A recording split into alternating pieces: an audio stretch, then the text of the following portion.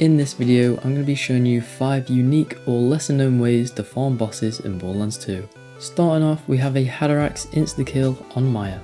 So you're going to want to farm a +5 or 6 recompense water class mod from the Snowman DLC. Then personally, I like using the toothpick and the retainer while in the Writhing Deep just to move around a little bit quicker, but it's not actually needed. I then use the Captain Blades Auto Idol from the Message in a Bottle mission that gives me health returned on kill so that I don't die once hit, and for the main one which I just shown you is the water class mod. Then just going over to the skill tree, the recompense skill with the +6 will give you a 110 chance to hurt your attacker. So all you need to do is start the fight with Haderax, drop down and then run over to his spawn location. Personally, I throw a slide grenade just to make sure he dies on OP10, and all you need to do is stand where he spawns, and yeah, he's just gonna die instantly, so it's literally as simple as that. Next up, we have a brand new car skip to farm Gettle and Mobley in half the time.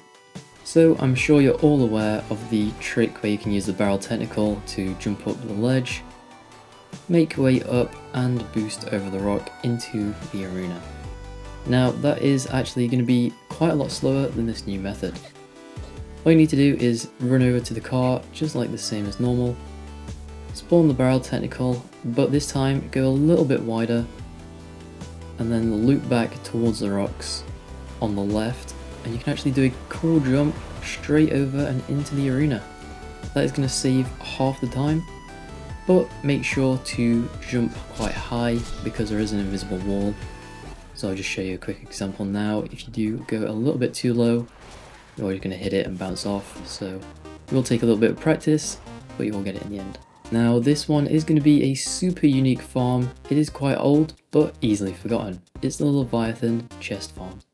So you are obviously going to need the Captain Scarlet DLC for this one, completing the Treasure of the Sands mission by killing Roscoe and the Leviathan.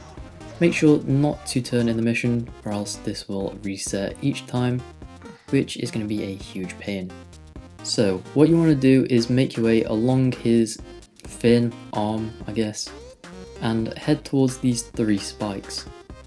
Then turn left towards the rock spike and the kind of purple blue hole. Then move left until you can't move anymore. And one trick for PC that took me absolute hours is if you change your frame rate to 30, it's going to be so much easier. I spent hours looking at this and I couldn't find anyone talking about it online. It was just a bunch of people saying it works. But all you need to do is aim at this corner, hold jump, and then once you're at the top, hold W, and you should start moving upwards. Then once you get kind of in line with the top of his head, let go of W and you should stop. Then obviously on PC you can go back to your unlimited frame rate. Now all you need to do is turn around and start jumping. Once you jump enough, you will reach a point where you do stop jumping, and that's what we're aiming for. So now we just speed up the footage a little bit. It will take you a minute. Now when you see this little part sticking out the top, you will stop jumping any higher. Now head towards this kind of oval shaped rock and run forward. Then once you're approaching the wall, just stop kind of a couple meters ahead. You'll see kind of when to stop when you're in line with this platform here. Now just simply run towards it and land on top of it. Once on the platform, head towards the lighter patch of the wall and you will simply clip through it. Make sure to jump on this section though, because you can get stuck. So just jump over the rock, and then as easy as that, you're in the treasure room. Now obviously all you need to do is head towards the bridge, then parkour up the top and to the chests. This next farm you might have seen in my YouTube shorts. It's going to be the Sanctuary Shield farm. All you need to do is head to Sanctuary with a Hive or Topnia. They're going to be the easiest, but there are a couple weapons to use. You need the Won't Be Fooled mission to be active, so make sure to get that, or Gib if you've already completed it. Then simply shoot the Hive or the Topnia while dropping it, and it will deal NPC damage. So Obviously this farm wouldn't be complete without an item, so you're going to have to save and quit or repeatedly kill them until you find a shield that you like. It is going to appear on the body, so you know what you're going to get. In this example I got the Fabled Tortoise, but it is possible to get many other shields, for example the Sham. And finally we have a Hyperius trick kill with the Boom Puppy on commando. So all you need to do this is throw out the turret, pull out the Boom Puppy, and then crouch down and shoot at that corner. And you'll see the explosion just repeatedly go off.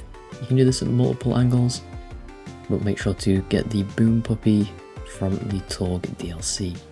So the shield doesn't matter, but for the class mod, make sure you have one with grit to keep yourself alive longer, and the Deputy's badge works pretty well for the additional shotgun damage. As you can see, grit has a chance of ignoring death, so any more skill points help quite a lot. So to kill Hyperius, simply throw down the turret and a slag grenade, then shoot the corner as explained, and you'll see an insane amount of damage. That was a level 8 to kill, but it is possible on OP10 as well, just much more difficult. So that's going to be it for this video. If you enjoyed, make sure to like and subscribe. See ya!